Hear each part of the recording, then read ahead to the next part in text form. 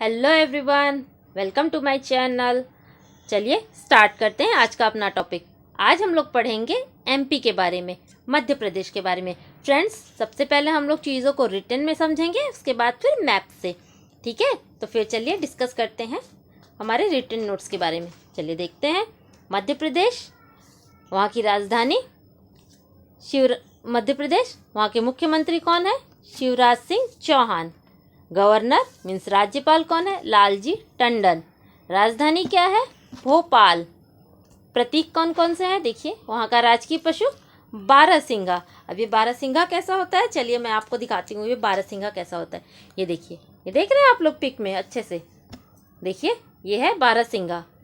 ठीक है, आगे बढ़े। देखिए, राजकीय पक्षी कौन सा है वहाँ का? Fly catcher. फ्लाई कैचर कैसा दिखता है, चलिए इसको भी मैं दिखाती हूँ आपको पिक से। ये देखिए, देखा आप लोगों ने फ्लाई कैचर? समझ में आ गया होगा। चलिए अब तो पहचान जाएंगे। आगे बढ़े। वहाँ का राजकीय वृक्ष क्या है? बरगद। और खेल कौन सा है? मलखम्ब। अब मलखम्ब कौन सा खेल है, चलिए ये भी देख लेते हैं। ये देखिए, अब आप लोगों को समझ में आ गया कि मलखम्ब कौन सा खेल होता है। ये देख रहे हैं? देख लिया आप लोगों ने अच्छे से। चलिए आगे बढ़े। आगे बढ़ते हैं। वहाँ की जनजातियाँ कौन कौन सी हैं? वहाँ की जनजातियाँ देख लेते हैं। गोंड, भील, बैगा, कुरकू और सहरिया, ये वहाँ की कुछ मुख्य जनजातियाँ हैं। अब नेशनल पार्क और वाइल्ड लाइफ सेंचुरी देख लेते हैं, मीन्स वन्यजीव अभयारण्य। सबसे पहले Bandhavgarh national park, Kanha national park, Satpura national park, जीवाश्म national park, Panna national park, Orchha wildlife sanctuary और संजय टाइगर रिजर्व। ठीक है फ्रेंड्स, हम इन सब को मैप से डिस्कस करेंगे आगे, तो अच्छे से समझ आ जाएगा। चलिए आगे बढ़ते हैं। वहाँ का पर्यटन स्थल कौन कौन सा है? सबसे पहले आता है उज्जैन। उज्जैन देखिए, यह नगर शिप्रा नदी के किनारे बसा है। यहाँ 12 वर्ष पर सिंहस्थ कुंभ मेला लगता है। 12 ज्योतिर्लिंग में से एक महाकाल इसी नगरी में स्थित है। महाकवि कालिदास उज्जैन के सम्राट विक्रमादित्य के दरबार के 9 रत्नों में से एक थे। ठीक है, ये फ्रेंड्स ये लाइन याद कर लीजिएगा। विक्रमादित्य के दरबार के 9 रत्नों में से एक कौन थे? महाकवि कालिदास। ठीक है, आगे देखते हैं। मेघदूत में कालिदास ने उज्जैन का ही वर्णन किया है। ठीक है, देख लेते हैं महाकालेश्वर मंदिर को। चलिए पिक से देखेंगे तो चीज़ें अच्छे से हम लोगों को समझ में आ जाएंगी। ये देखिए, ये है उज्जैन का महाकालेश्वर मंदिर। ठीक है, समझ में आ रहा है? चलिए आगे बढ़े। चलिए देखते हैं, आगे देखते हैं पंचमढ़ी। अब पंचमढ़ी के बारे में जानते हैं। पंचमढ़ी सतपुड़ा श्रेणियों के बीच स्थित है। ठीक है, इसका उपनाम भी है सतपुड़ा की रानी। ठीक है, ये इम्पोर्टेंट है, इसे सतपुड़ा की रानी भी कहा जाता है। ठीक है, आगे देखते हैं सांची स्तूप, प्रसिद्ध सांची स्तूप। अब सांची स्तूप के बारे में देखते हैं। रायसेन जिले में बेतवा नदी के तट के किनारे स्थित छोटा सा गांव है। ठीक है, सांची का मुख्य स्तूप सम्राट अशोक ने 3री शताब्दी ईसा पूर्व में बनवाया था। ठीक है, याद रखने के लिए चलिए देखते हैं, पिक से देखेंगे तो समझ में आएगा। ये देख रहे हैं फ्रेंड्स, ये है सांची का मुख्य स्तूप। देखिए, ध्यान से देख लीजिए। ठीक है, ये कहाँ पर है? एमपी में। एमपी में कहाँ पर? रायसेन जिले में बेतवा नदी के किनारे। ठीक है, आगे बढ़े। देखते हैं खजुराहो। यह एमपी के छतरपुर जिले में स्थित है। यह किस लिए प्रसिद्ध है, ये भी देख लेते हैं। मुड़े हुए पत्थरों से निर्मित मंदिरों के लिए यह प्रसिद्ध है। खजुराहो का मंदिर देखिए कैसे बने हैं खजुराहो के मंदिर में। ये देखिए, ये देख रहे हैं फ्रेंड्स? ये देखिए, ये देखिए सारी जो मूर्तियां हैं ये सब कैसे कितने बारीकी से बनाई गई हैं। मुड़ी हुई आकृति, सारे पत्थर से बने हुए हैं। ठीक है, डिटेलिंग। चलिए, आई होप अब आप लोगों को अच्छे से समझ आ रहा होगा। आगे बढ़े। आगे बढ़ते हैं। एक और बात खजुराहो के बारे में ये जान लीजिए कि यह यूनेस्को द्वारा विश्व धरोहर स्थल भी है। ठीक है, यूनेस्को द्वारा विश्व धरोहर स्थल भी यह घोषित है। ये पॉइंट याद रखिएगा। आगे देखते हैं भीमबेटका। यह रायसेन जिले में है। यह आदि मानव द्वारा बनाए शैल चित्रों और शैल आश्रयों के लिए प्रसिद्ध है। ठीक है फ्रेंड्स, देखिए अब भीमबेटका के लिए देखिए, ये देख रहे हैं आप लोग, ये देखिए पत्थरों पे कैसे कलाकृतियाँ बनाई गई हैं। ये है भीमबेटका की गुफाओं के कलाकृतियाँ। ठीक है, चीज़ें देख लीजिए अच्छे से और समझ लीजिए, जिससे कि चीज़ें इसी वीडियो में अच्छे से आप लोगों को याद हो जाए। ठीक है, देखिए किस लिए प्रसिद्ध है। यह आदि मानव द्वारा बनाए गए शैल चित्रों और शैल आश्रयों के लिए प्रसिद्ध है।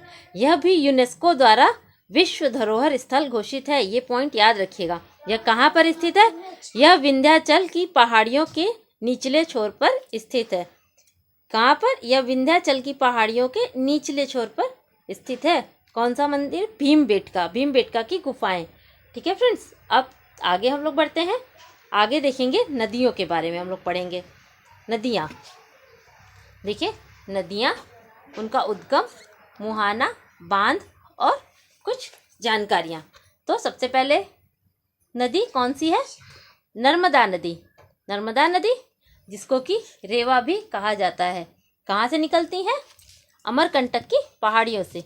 ठीक है, कहाँ जाती हैं? खंबात की खाड़ी में जाकर गिर जाती है। इसमें बना बांध कौन सा है? इंदिरा सागर बांध। चलिए आपको दिखाते हैं बांध कैसा बांध होता है। ये देखिए, ये देख रहे हैं, ये देखिए, ये है बांध। देखिए कैसे बनाया गया है, समझ में आ रहा है? ठीक है, आगे बढ़े। अब तो बांध समझ में आ गया होगा, बांध कैसे बना है। आगे बढ़ते हैं, देखते हैं दूसरी नदी कौन सी है। नर्मदा नदी के बारे में और भी पॉइंट है, देख लीजिए। एमपी की सबसे लंबी नदी है। एमपी की सबसे लंबी नदी कौन सी है? नर्मदा नदी। मध्य प्रदेश की जीवन रेखा भी इसी को कहते हैं। ठीक है, आगे बढ़ते हैं। ताप्ती नदी, इसको सूर्यपुत्री भी कहा जाता है। ये कहाँ से निकलती है? बैतूल जिला से। ठीक है, कहाँ जाके गिरती है? अरब सागर में। ठीक है, और कुछ पॉइंट्स नोट कर लीजिए। भ्रंश घाटी से बहने वाली यह नदी है। नर्मदा नदी और ताप्ती नदी, ये दोनों नदियां ही भ्रंश घाटी से होकर बहने वाली नदी है। ठीक है, ये दोनों नदियां पश्चिम की ओर बहती हैं। ये दोनों ही नदियां जो है फ्रेंड्स, ये पश्चिम की ओर बहती हैं और भ्रंश घाटी से होकर बहने वाली नदियां हैं ये दोनों, नर्मदा और ताप्ती। अब ये भ्रंश घाटी कैसी होती है, चलिए मैं बता देती हूँ। ये भ्रंश घाटी यहीं पे, ये देखिए, यहाँ पर्वत और बीच से नदी। तो ये भ्रंश घाटी से, पर्वत श्रृंखलाओं के बीच से होकर बहने वाली नदी भ्रंश घाटी कहलाती है। भ्रंश घाटी से, रिफ्ट वैली से होकर बहने वाली ये नदियां हैं दोनों। ठीक है, आगे देखते हैं कौन सी नदी? चंबल नदी, जिसे चरमवाती भी कहा जाता है। ये कहाँ से निकलती है? जाना पाव पर्वत से निकलती है और यमुना में जाकर मिल जाती है। इस पे बना बांध कौन सा है? गांधी सागर बांध। ठीक है, आगे देखते हैं। शिप्रा नदी जाना पाव पर्वत। ठीक है, कहाँ जाकर मिलती है? ये चंबल में जाकर मिल जाती हैं। ठीक है फ्रेंड्स, यहाँ मैं लिख देती हूँ चंबल। आगे हम लोग मैप में इसको देख लेंगे। ठीक है, फिर काली सिंध नदी, यह कहाँ से निकलती है? विंध्याचल की पहाड़ियों से निकलती है और कहाँ जाकर मिल जाती है? चंबल में मिल जाती हैं। आगे सोन नदी कहाँ से निकलती है? अमरकंटक की पहाड़ियों से। अनूपपुर जिला अमरकंटक की पहाड़ियों से निकलती है और सीधे गंगा में जाकर मिल जाती है। ये गंगा की सहायक नदियों में से एक है। इस पे बना बांध कौन सा है? बाण सागर बांध। ठीक है, आगे देखते हैं। बेतवा नदी बुंदेलखंड पठार से निकलती है और यमुना में मिल जाती है। यह यमुना की सहायक नदी है बेतवा नदी। वेनगंगा कहाँ से निकलती है? सिवनी जिले से निकलती हैं।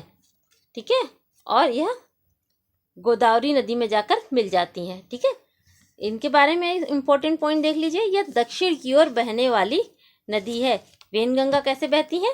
दक्षिण की ओर, मीन्स ऐसे साउथ की ओर बहने वाली नदी है। ठीक है, आगे देख लेते हैं एक्स्ट्रा पॉइंट। एग्रीकल्चर में सोयाबीन और तिलहन उत्पादन में एमपी का प्रथम स्थान है। सोयाबीन और तिलहन उत्पादन में एमपी का प्रथम स्थान है। ठीक है फ्रेंड्स, अब रिटन नोट्स हो गए। अब हम लोग चीज़ों को मैप से समझेंगे। ये देखिए, ठीक है, मैप आप अच्छे से दिख रहा है आप लोगों को।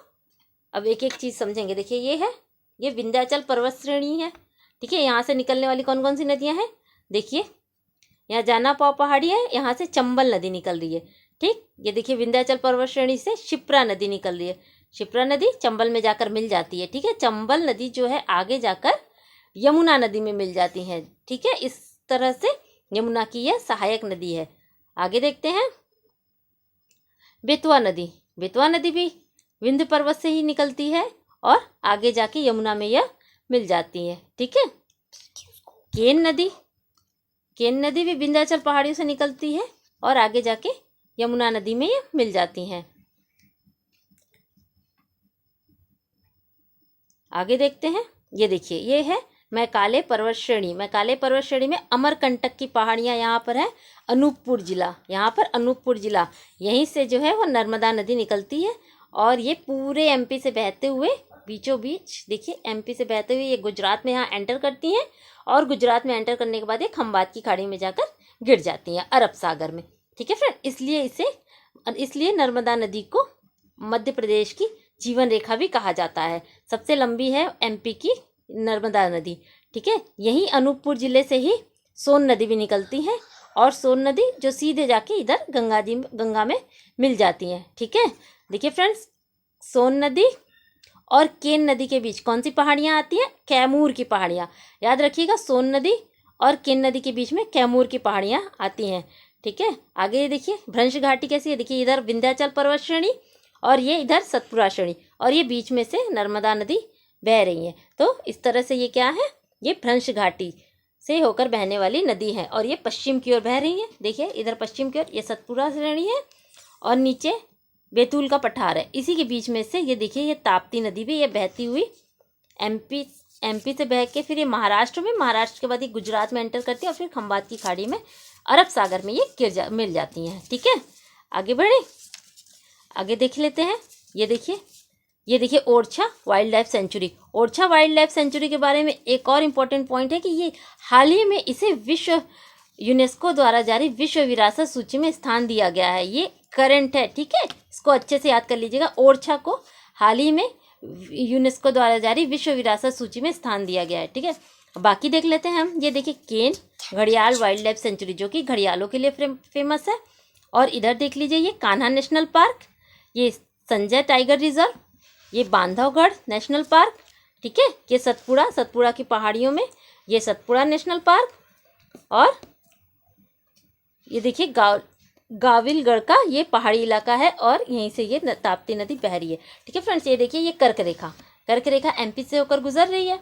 कर्क रेखा भारत के 8 राज्यों से होकर गुजरती है। ठीक है, बता देती हूँ कौन कौन सी। सबसे पहले गुजरात के बाद फिर राजस्थान के बाद ये एमपी में एंटर करती है। एमपी के बाद यहाँ छत्तीसगढ़ के बाद यह झारखंड के बाद पश्चिम बंगाल के बाद त्रिपुरा और मिजोरम। ये 8 राज्य हैं जिनसे होकर कर्क रेखा गुजरती है। ठीक है फ्रेंड्स, आई होप मेरी ये छोटी सी कोशिश आपको अच्छी लग रही होगी। ठीक है, अगर अच्छी लगी तो प्लीज़ लाइक करिए, शेयर करिए और सब्सक्राइब करना मत भूलिएगा। आगे मैं ऐसे ही इंटरेस्टिंग वीडियो आप लोगों के लिए लाती रहूँगी। तब तक के लिए पढ़ते रहिए। Thank you.